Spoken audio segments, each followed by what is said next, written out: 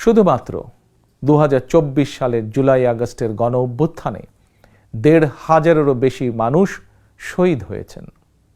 ছাত্র জনতা, কৃষক, শ্রমিক, নারী, শিশু, বৃদ্ধ, সাংবাদিক, শ্রমজীবী, পেশাজীবী, ফ্যাসিস্টের গুলির নিশানা থেকে কাউকেই রেহাই দেওয়া হয়নি।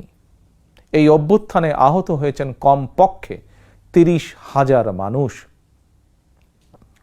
হাত পা শরীরের অঙ্গ প্রত্যঙ্গ হারিয়ে আমাদের শত শত সন্তান, শত শত ভাই ও বোনেরা চিরতরে পঙ্গু হয়ে গিয়েছেন, কিংবা চোখ হারিয়ে আজীবনের মতন অন্ধ হয়ে গিয়েছেন বহু মানুষ।